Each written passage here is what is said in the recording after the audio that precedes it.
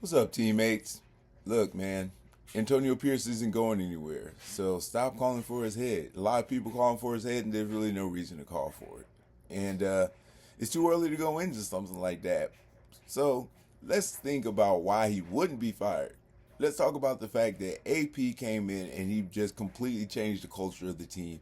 Everybody felt that not just on the field, but off the field, in the head office, the janitors. Everybody felt the culture change that AP brought to the team, and everybody became really excited about it, especially after coming off the McDoofus regime.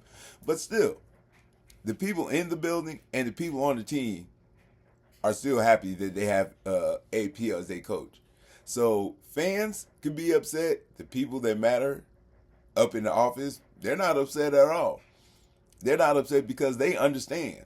Fans don't understand, but up front office understands. They understand how injuries work. They understand how offensive mistakes go. They understand how penalties can affect the game. They understand those things and they see those things in real time, and they have a different reaction than the fans will because the fans just want winning. Although the owner want winning, he wants to see evidence of progress, and there is definitely evidence of progress. It's just the problem was that we've had so many untimely penalties, especially last week or the week before against the Steelers. A game we could have won had we not been settled down with two penalties that took two touchdowns off the board and a turnover that took another touchdown off the board on the 1 yard line. So those things are seen by everyone, but they're only discounted by the fans. People who are in the building don't discount those things.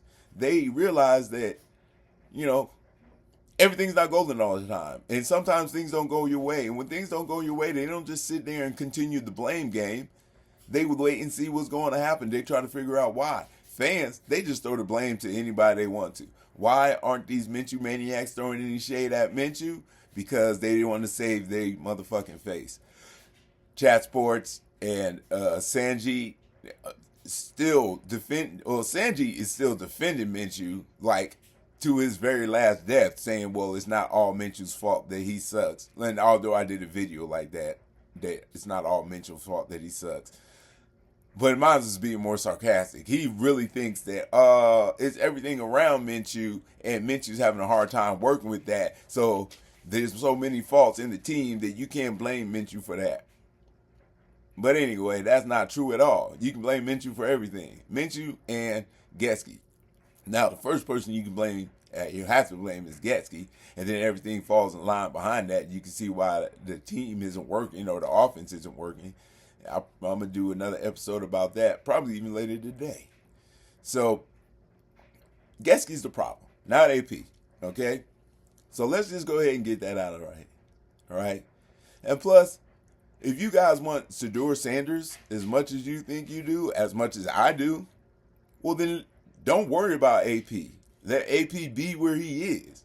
We need AP to do his job where he's at and be ready to prepare for next season and learn from the mistakes of this season as far as timeout calling, the offense coordinator you pick, how involved or how uninvolved you want to be in the calls on offense and defense. You know, how strict are you with your play booth guy? How much attention do you play to your replay booth? These are all things that he has to figure out on the fly. You know, and he's doing a decent job figuring it out. These losses aren't because Antonio Pierce turned the ball over on the 1 yard line. Now, can people say that Anthony Pierce's motivation is in question because of the way the team performs once it's not seeing any offensive action? Maybe. But it's natural for any person to get downtrodden when they're trying to crawl out the hole and they keep slipping. You're trying to crawl out the hole to get a victory, and Minshew keeps sliding oil under your grip. So you can blame the defense if you want to, and I'm not saying I'm saying it's all Minshew's fault and it's all Gesky's fault. And I really feel like there's no reason to put any blame on anyone else except those two. Everybody else is catching the ball when it comes to them. We're running the ball as well as we can considering the plays that are being called. You know, our special teams is still just kicking field goal after field goal after field goal, so it can't be their fault. You know, everybody's functioning except for Minshew and Getsky. So stop talking about AP. AP hasn't done anything wrong. AP may have helped hire the wrong people. Maybe he chose the wrong person for his offensive coordinator, because that is his responsibility, but also that is Tom Telesco's responsibility as well. And more so Telesco's responsibility than it is AP's responsibility. AP doesn't get to pick who he wants. He gets to talk to Telesco and says who he wants, but Telesco goes and gets who he gets. And AP is the coach, and he coaches the players that he has. And now that Telesco hasn't gone out and gotten good players as well, I'm just saying, when he brought in who he brought in, Getsky wasn't the one he should have brought in. And the whole Cliff Kingsbury thing, stop trying to blame the team for that. He accepted the job. You can't accept the job and then change the terms of the job and then blame the person who gave you the job. You already accepted the terms and then changed the terms. He didn't want to change the terms. He didn't want to take the job. He wanted to work with Jaden Daniels, and it's working out well for him. So why the hell wouldn't he have taken that job? And it's working out terrible for Getsky. Maybe he'd have done a better job with the offense, but we see what Getsky is getting and the quarterback play he's getting and the injury situations he's getting. I know Cliff Kingsbury's like, yes, sir. What a great decision. So we can't blame Cliff Kingsbury. We can't blame Mark Davis for that. You know, we can't blame Tom Telesco for that. They went after somebody who knew what they were doing, obviously, because the Jaden Daniels rookie offense is rolling. So, but again, that's not Antonio Pierce's fault, and we can't try to, and we shouldn't be yelling fire Pierce for all of that. And in the very end, if you really want Shedeur Sanders and want him to have the best career possible, you want him to start out with Antonio Pierce as his quarterback. As his head coach. Why? Year one, if we have Shedeur Sanders, next year, there'll be no pressure on Shedeur. All the pressure will be on the offensive coordinator, whether it's Luke Getsky again, or if we get somebody new and everybody's trying to learn his new offense for the first year, first round, with Shedeur Sanders, he's going to get a big break because of that, because no one's going to expect him to run out and ball out with a brand new offensive coordinator who doesn't know anything about the team. So he gets that break. Year two, let's say we keep the offensive coordinator and we're supposed to keep going. Well, Antonio Pierce is still our head coach because he's going to be the head coach for at least 3 years.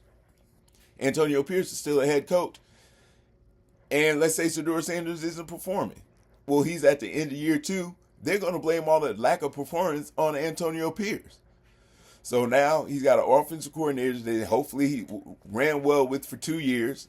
Now he has a quarterback a head coach who, if things are working out, he's still going to be there. But if things aren't working out, then it's not Shedeur's fault. And they're going to fire Antonio Pierce as their head coach. So if you want Shedeur Sanders, you want to protect him, and you want him to be the long-term quarterback for our franchise, the best thing for us would be to have him come in and working with Antonio Pierce as our head coach, because if he does anything wrong, it won't be on his shoulders, and there'll be a lot less stress in his life, and he'll be able to develop and mature better without stress. So at least that, Shedeur people, stop screaming at Antonio Pierce because Getsky sucks. Okay? And it's all Getsky's fault. The whole season, 100%, is Getsky's fault, because the season sucks because it's Minshew's fault. And it's Minshew's fault because he got the job, and he got the job because Getsky gave it to him. And that's it. That's why it's Getsky's fault. Getsky put in Minshew, and turnovers is what we needed to avoid as a team. We got 14 turnovers as a team. Minshew has 10 of them. Getsky put that in. So don't blame Antonio Pierce, because Getsky doesn't know what the hell he's doing. The Pittsburgh Steelers were winning, and they had to go with whoever Getsky's last dude was. I can't remember his name, and I don't care. Justin Fields. He's just doing all right in Pittsburgh, and Getsky couldn't get nothing done with him. So now we know for sure that it's Getsky, not Fields. Let's get him the hell off our team. And hopefully we do it soon. So, if you listen to everything I said, the final thing, the end all thing, whether you hate Pierce or not, the truth and the best thing is for AP to keep the job to protect Shedeur, because AP's season looks like it's going to fall right through the tubes this season, and they're not going to put all the blame on AC in the front office, AP in the front office. Luke Getsky is the scapegoat this year, but it really truly is his fault. We're not just scapegoating him; we're pointing out the problem. We did rid of him, and we'll see if we progress next year with Shedeur Sanders, or if we start aiding to let Shedeur develop for a couple of games. Whatever. We're going to be in great quarterback position next year because we're going to have a top draft pick quarterback, and we're going to have the best backup in the business, really. If people think Gardner Minshew was a starter last year and how terrible he did compared to Aiden O'Connell this year, although it was only one game, Aiden O'Connell must be a pretty good backup at least. So we're going to have one of the best young rookies out there, and we're going to have, let's just say, the best backup in the league, okay? Because he's better than a lot of starters. And I don't know why people don't see that. But let's say he's only number 2. He's still the best number 2 if he should be starting over people on other teams. That's just the way it is. So, it's not AP's fault. We all hate Getsky. We're going to get Shedeur. What's that fool's name? Minshew's going to be gone. And everything will be basically all brand new next year from the jump.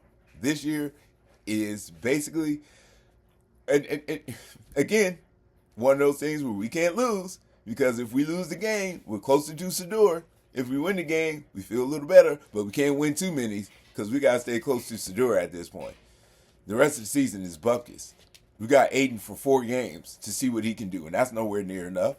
But, he'll get in there, he'll see some work, he'll, do his, get some real season experience, be ready for a better backup role next year if that's what he's going to be.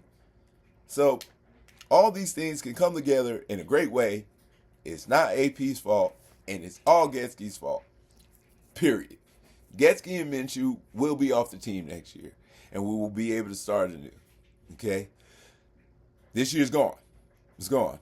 There's nothing to look forward to. It used to be nice that we could look forward to see if Aiden O'Connell's going to be bad or good. Now we don't have that. We got somebody from someone's practice team who, if he was good, he wouldn't be on the practice team. But then again, he's on a tough squad. They got 2 supposed starting quarterbacks, but they both haven't been. Well, Kirk Cousins hasn't been like knocking it out the park, and they haven't had a chance to put the lefty on the field. So we don't know where they're going, but we do know where we're going. We got their backup quarterback. Whatever. That's all we got. That's all we can do. We'll put the backup in. We'll see what he can do. If he does nothing, that's fine, because we were planning on losing the games anyway, because if it wasn't him, it was going to be Minshew, and Minshew was going to have his mandatory 2 turnovers. He can't play a game without 2 turnovers. Well, he played 1 game without 2 turnovers. I'm overblowing that. I'm sorry. I think it was the Browns game. He had no turnovers. And what happened? We won that game. Barely, but we won. Because why? No turnovers. Just like the Chiefs game last year. We won. Barely. Why? No turnovers. Who was quarterback? Aiden. That doesn't matter now. What does matter is, hopefully we get rid of Getsky. We will get rid of Getsky. We will get rid of Minshew. We will have a great quarterback next year. And like I said in one of the other episodes, I think we're going to do a Brock Purdy, go with another quarterback for our very last pick. Someone that, Tom Brady scouted out and was like, maybe we should go with this guy. Take a look at him. He's from nowhere out there. But he could make it here, in my opinion. In his opinion. I'm speaking for Tom Brady. So, let's just wait for the season to end. Watch the games or don't watch the games. Get a couple of drinks in before the game. Hey, root for the other team. You want us to lose anyway. Let's wait for the losses to come. It's football. Root for other teams. Just be happy that the game's being played. Wait for the Super Bowl and get drunk. Just talk to your friends more than you watch the TV. Just do something other than hang your emotions on what the Raiders are going to do as far as wins and losses, because you're going to be sad to the end of this season. Is that the bright side? It's not like very bright, but it's brighter than the doldrum of watching Gardner Minshew and Luke Getsky combine together to make bad play calls and did not even execute that. Anyway, silver lining is our quarterback position is going to be fabulous next year, as long as we continue to suck this year. And those things are looking to line up. So take that for what it is. Try to celebrate the losses, right? And whenever we're on offense, just close your eyes and don't watch Gardner Minshew. Just like, I don't know, have a shot for every interception, and then do a shotgun for have a shot for every interception, yeah, and then shotgun a beer for every fumble. Or switch it. You don't want to get too tore up. It is Gardner Minshew. Anyway, that's all I got to say. Outside of, you can't win them all. The clouds get dark. When you're looking for the bright side, when I can find it, I'll give it to you. And I found something right here. Just barely. Here at the Silver Lining. Guru out.